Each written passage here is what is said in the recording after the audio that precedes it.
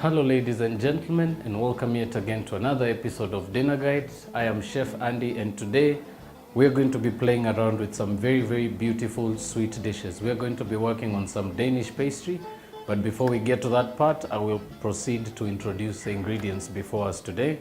So from the very front, I've got 1 piece of egg, a bit of some strawberry jam. I've also got some butter and some dough there that we'll be using to make some puff pastry. I've also got some flour, some strawberries, some peaches there and some syrup. I've also got some whipped cream there, a bit of water, 1 piping bag, a bit of sugar, some kitchen paper, and very importantly, 2 sets of sieves, or 1 that you can actually be able to work on over and over. I will also recommend that you have a pizza cutter or any particular small knife that you may have. And last but not least, very importantly, a rolling pin. So we're going to go into a very short break now, and when we do come back, I will proceed to show you how this very simple pastry dishes are done. See you after the short break.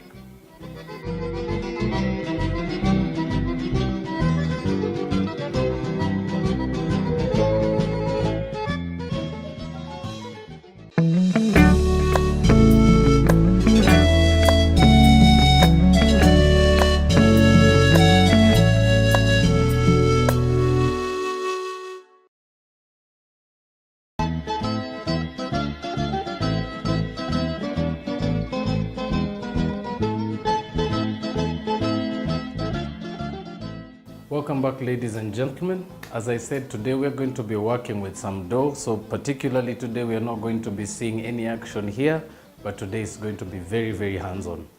So very importantly, start with your flour and of course dust your working surface, making sure to have as much flour covering your surface as you can, but of course not too much at one particular spot. Next, always dust your hands. And last but not least, dust your rolling pin. And now we're going to first of all begin by making our puff pastry, and it's a very simple technique. Here what I'm going to be unwrapping now is just some dough that I made a little earlier, and it's been sitting in the fridge, of course, to chill out. But basically what went into that was some ice cold water, a tiny pinch of salt, and some flour, of course. And we basically kneaded that a couple of times, maybe 2 to 3 times, and allowed it to rest in the fridge. And now this is about ready to continue.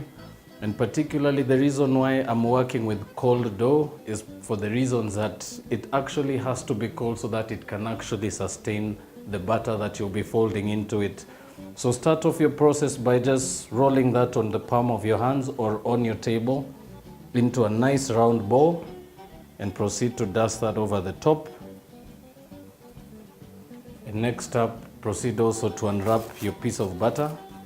So as you probably see from a lot of recipes that you may find online, the process is called lamination, and this is basically where we incorporate the butter into the dough, but of course doing it in sheets over and over again.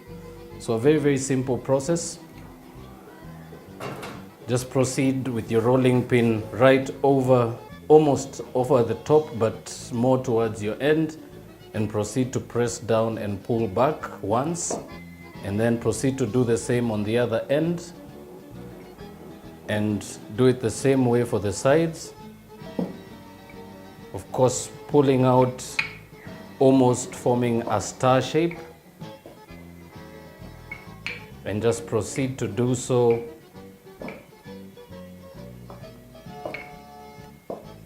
until you have quite a bit of dough there. Remember, you are going to be laminating some butter, so you do need quite a bit of flap space. So just proceed to roll that out.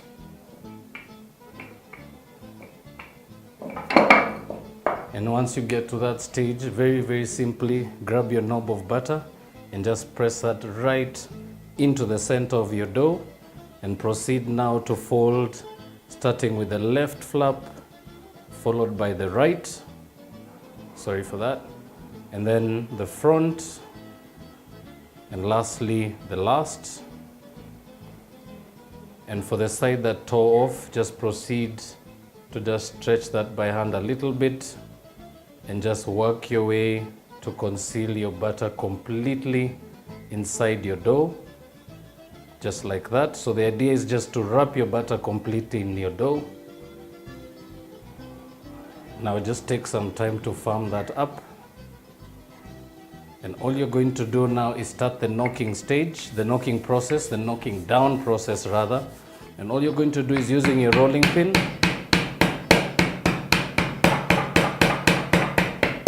proceed to knock down and turn once 90 degrees and do the same.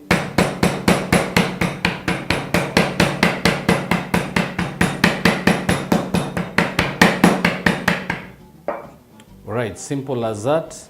And now one particular thing I will remind you to do is always reserve a plate in your fridge that is a bit chilled. So because you are going to repeat this process quite a few times. So we're going to first chill it for its first stage, and we're going to now give it just a few minutes and then pull it back and roll it out again. So we're going to chill that now.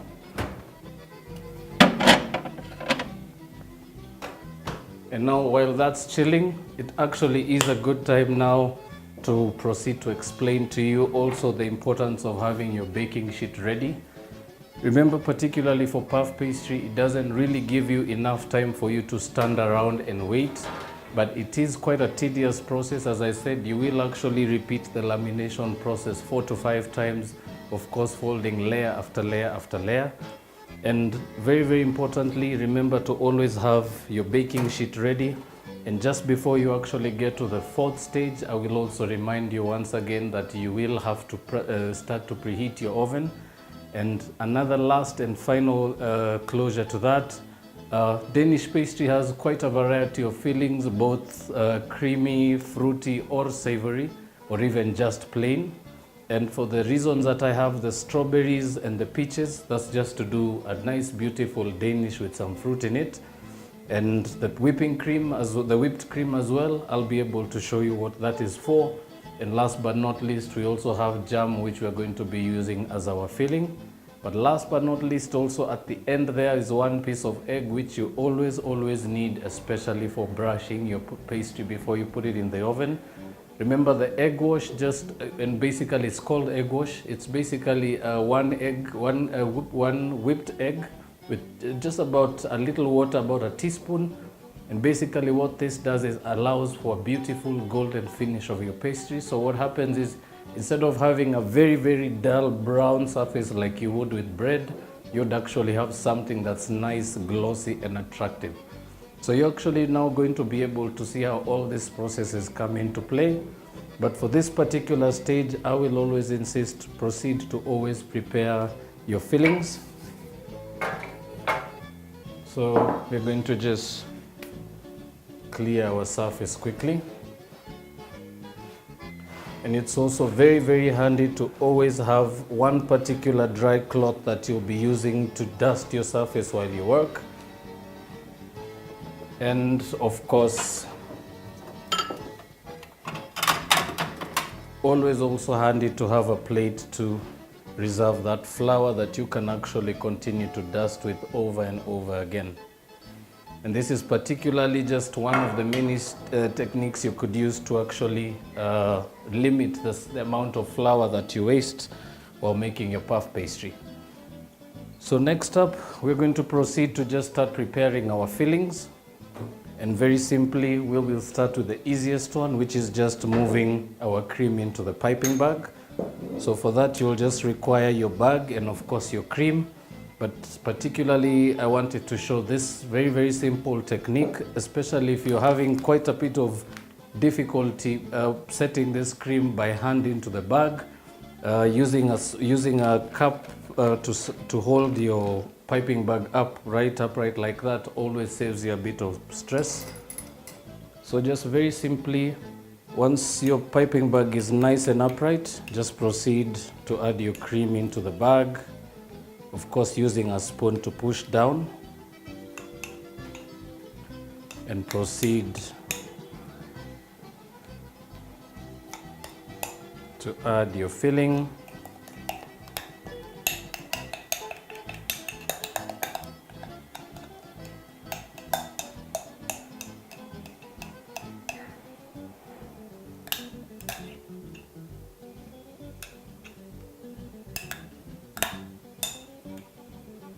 And once done, just discard the glass. And now the last and final tip. Once your cream is in there, as you can see, the bag is not filled to the top and neither is it pushed all the way to the bottom. The reason for leaving that bit of space at the top is actually to allow you to be able to tighten the bag and be able to pipe. But a very, very simple technique to always use just to have your piping bag ready to go. Just grab the top and proceed to rotate at any direction, hereby tightening one end of your piping bag, and using your thumb and your index finger, tuck your piping bag right through your fingertips and just proceed to tighten your bag. And while you do so, you will notice your cream starting to run all the way to the front on its own. And all you need to do now is apply a bit of pressure at the top and the cream will just flow right through. But because we're not going to be piping now, we're just going to reserve our cream in there for later. Next up, we're also going to be using some strawberries in this dish. So very, very importantly, very crucial that you actually begin to destalk them. So grab a small knife and proceed to cut out those stem pieces. Of course, moving your strawberries into a bowl, and proceed to do the same for the rest.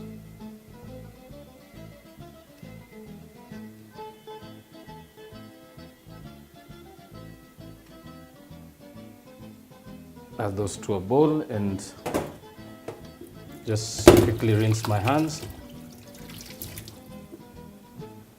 Now once that is done, proceed now to just grab a spoon and just lightly just begin to just break up your strawberries. And I'm particularly using some overripe strawberries for this because you want them to really cook really well inside there, and you don't really want some very, very hard strawberries sitting inside your pastry. So give that a quick mix and proceed by adding about a teaspoon of sugar. Proceed to mix that together and just allow that now to sit in room temperature. Next up, you are going to go ahead and drain your peaches.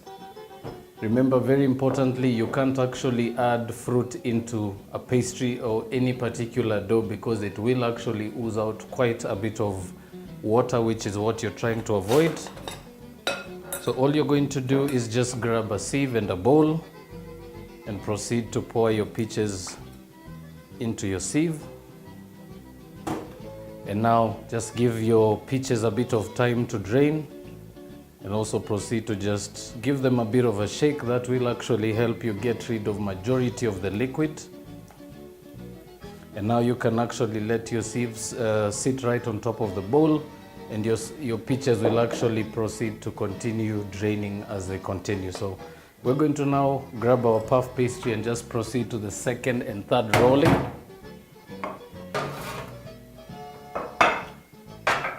Just going to quickly grab that. Right, so very, very important to always remember to cool your dough, because one particular thing with butter, as soon as it starts to melt, you will actually lose the whole texture of your pastry and it might actually not rise. So we're going to just bring that back to the working surface and start off once again by dusting.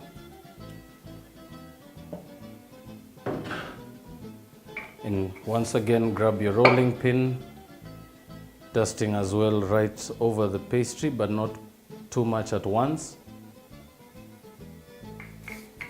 And proceed to roll out once again, beginning right at the center by pressing down and pulling your rolling pin back towards you, and returning back to the center and pushing forward. And then turn your pastry 90 degrees and begin to fold once a third lengthways, and grab the other flap and go right over the first one, And proceed to turn your dough again 90 degrees and proceed to knock that down.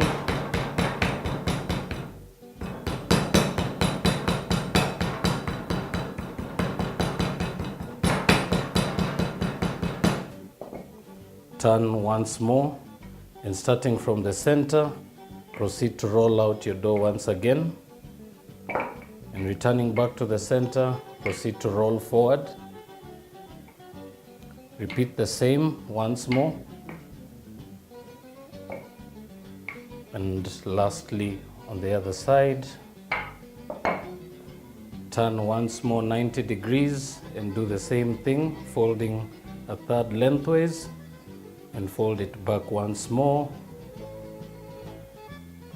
Proceed to reconstitute your dough, turn it over and proceed to chill for your second time. So throw that back in the fridge and allow it another few minutes once more. And particularly very important, something also to remember, very important to make sure that you have a good refrigerator for making pastry.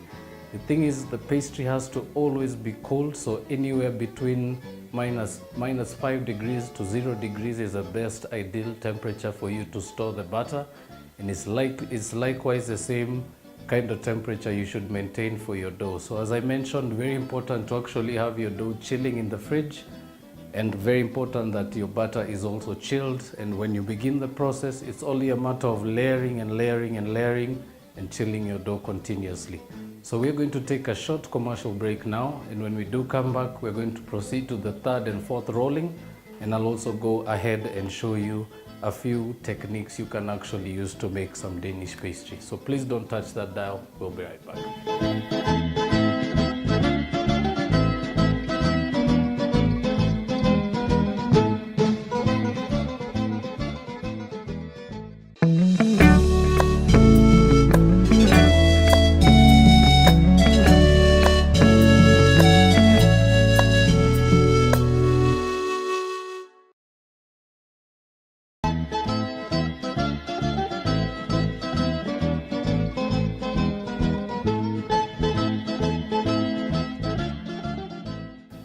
Welcome back, ladies and gentlemen. We're just right at the last and final stage, and as I mentioned, we had one beautiful piece of pastry that we had done a little earlier.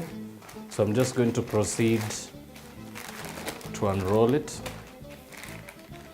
And one particular technique of always being able to roll your pastry out in advance is always using a bit of some wax sheet.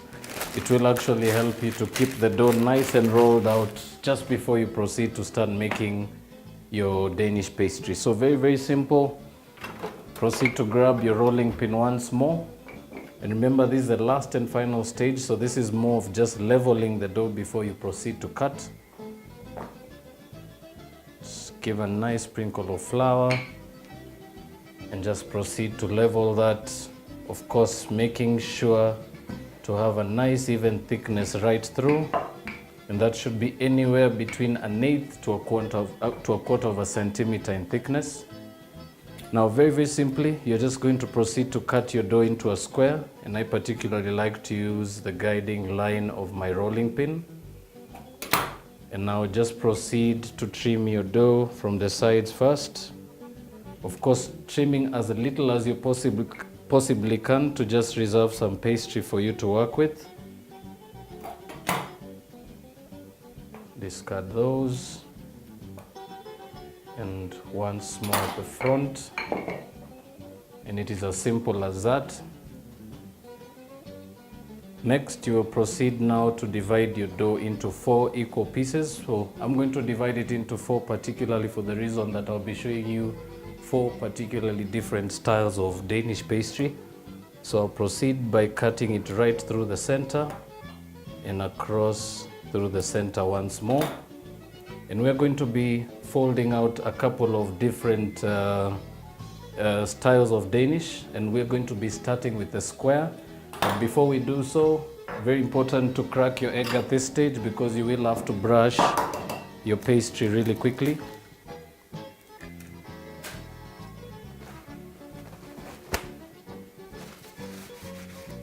Right, so just proceed to just whip your egg really quickly.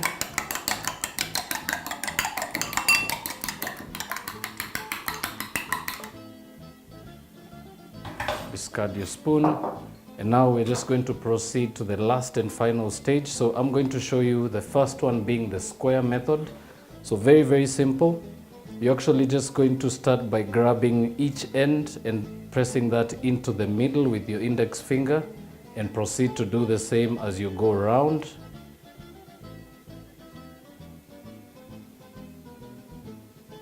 And it's as simple as that. And you can now move that onto your baking sheet. Now the next one will be the pinwheel. Also a very, very simple one. So simple as this, you're just basically going to cut from the center, going right all the way to the end, but of course leave a bit of a space in the middle. And once you have your flaps all cut out, so they should actually look like tiny little incomplete triangles. And all you're going to do now is start with the right end of your pastry and fold that to the center, and proceed to do the same with every right corner as you proceed to go around. And that is as simple as a pinwheel. So pinwheel for the fact that it looks like a wheel but pin at the end. And the next one will be the vol au vent, also a very, very simple one. Now this one is particularly tricky because it's always a little tricky to get it to actually fold over perfectly. So always reserve your last and best piece for that. And all you're going to do now is fold the pastry halfway triangular in length.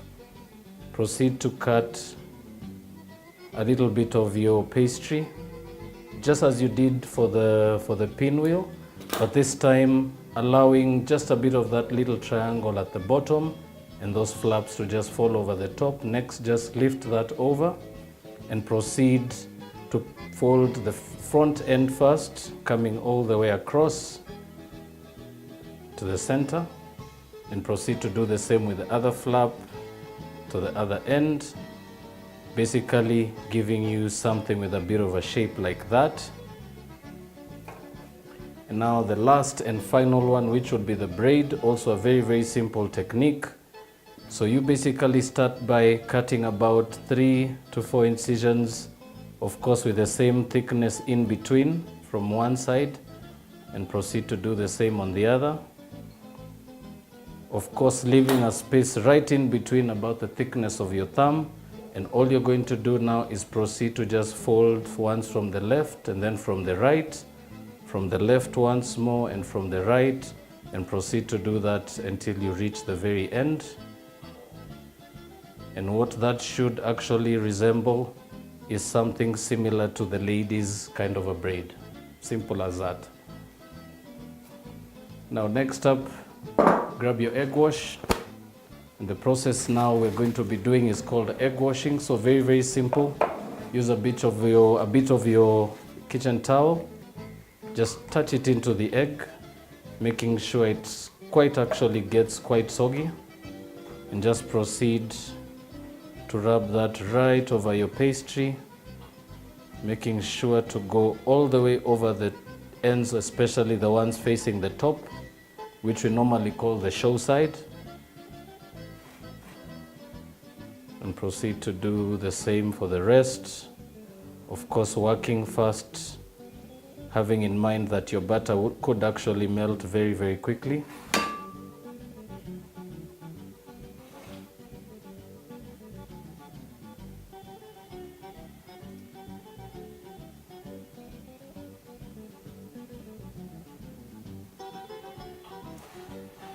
And now for your pinwheel, also right over the edges.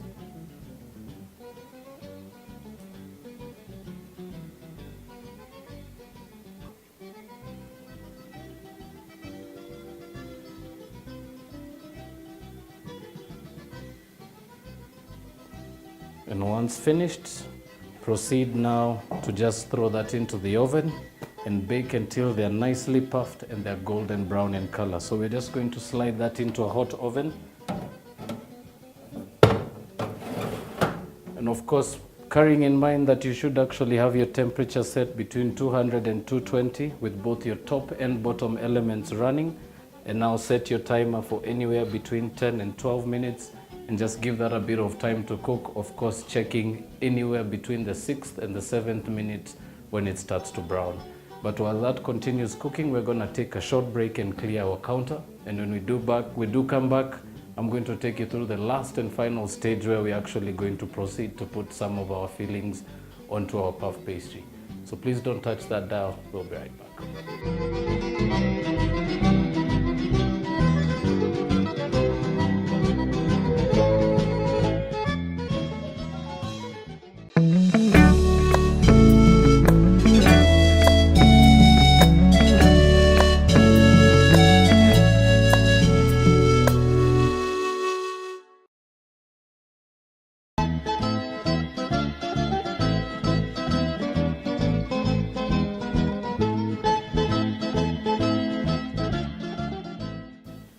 Welcome back, ladies and gentlemen. For those of you who are just catching up, we've been working on some very, very beautiful designs with some puff pastry, and we were just about to finish our Danish pastries, which are still about 5 minutes away.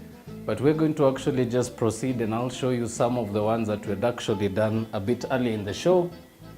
And as I said, very, very different kinds of techniques with puff pastry. And very, very many other options online, so you can actually do some research and you can actually be able to find some very, very beautiful options.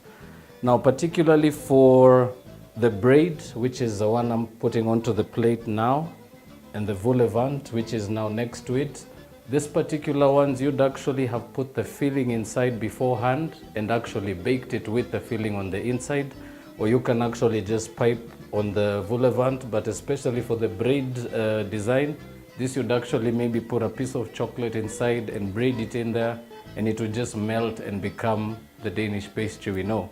Now, but particularly for the square and the pinwheel, these are very simple ones that you can actually garnish right before serving.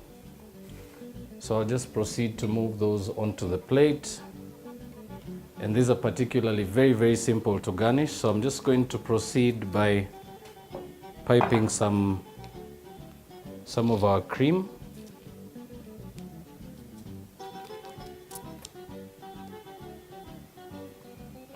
We're just going to proceed to just cut that a little wider.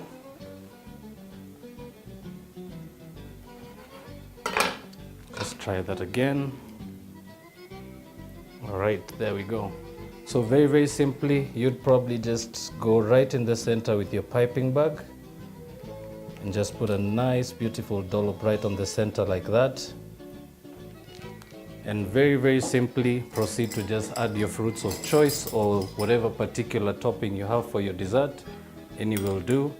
So for this, we had actually reserved a bit of some peach, which you can actually now put right in the center there, right over your cream. And we also had a bit of some strawberry jam, which for this you could actually just scoop and add that right to the center like that, just giving it a nice break of color, or just leave a nice beautiful dollop like that right over the cream, and that would actually just stand out on its own, and that will actually be very, very simple, easy, convenient, and of course time saving. So I will thank you once more for tuning in today, and I hope you've actually managed to pick up something that you can use in your very own home kitchens. I've definitely had fun today, and I'm just about to get into trying this out and seeing how good they taste. But before I do so, I will thank you once again and remind you, do check out our Facebook page. Plenty of content there for you to see and catch up on. Leave your comments, inquiries, and any questions that pertain this particular episode, and me and my producers will definitely be looking forward to getting back to you. So from my end, thank you so much. Have a lovely night and see you soon.